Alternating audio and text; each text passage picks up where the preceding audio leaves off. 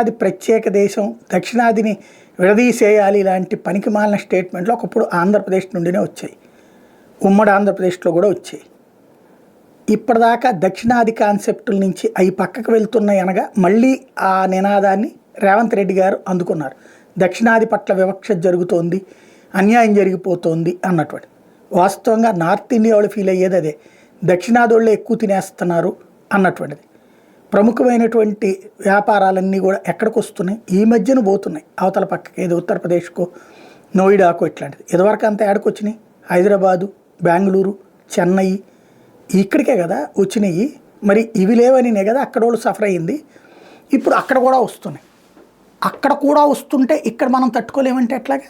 అది భారతదేశంలో పార్టీ కదా, నెంబర్ 1. నెంబర్ 2 వచ్చేటప్పటికి ఈ దక్షిణాది నినాదాన్ని నెత్తినెత్తుకున్నటువంటి నాయకులందరూ కాలగర్భంలో కలిసిపోయారు. అందులో కేసీఆర్ దెబ్బతిన్నాడు దక్షిణాది నాయకత్వం అనుకున్నాకనే. అదే సందర్భంలో చంద్రబాబు దక్షిణాది నాయకత్వం, దక్షిణాది వివక్ష లాంటి మాట్లాడాకనే దెబ్బతిన్నారు. తర్వాతన ఇప్పుడు మళ్ళీ మోడీతో కలిశాక నార్త్ సౌత్ లాంటి స్టేట్మెంట్లు ఆపేశారు ఆయన, కాబట్టి ఆయన అధికారంలో ఉన్నారు. అదే సందర్భంలో ఇదివరకు ఇట్లాంటి స్టేట్మెంట్లు ఇచ్చినటువంటి కర్ణాటకలో దేవగౌడ వర్గం అది దెబ్బతిని చివరికి ఇప్పుడు మళ్ళీ అదే నార్త్ ఇండియా నాయకత్వంలో నడుస్తుంది. ఇప్పుడు దక్షిణాది పట్ల వివక్ష అంటే మొట్టమొదట ఆ పని చూడాల్సింది కాంగ్రెస్ పార్టీలో.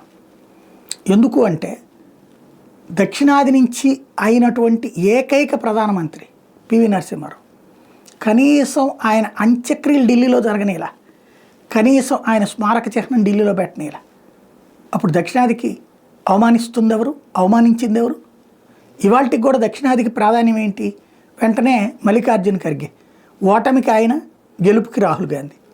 అంటే దక్షిణాది వాళ్ళ మీదన ఈ విధమైనటువంటి కాన్సెప్ట్. దక్షిణాది కాంగ్రెస్కి చాలా ఇచ్చింది, కానీ దక్షిణాదికి కాంగ్రెస్ ఏమిచ్చింది అంటే విభేదాలు సృష్టించడం ఇస్తోంది.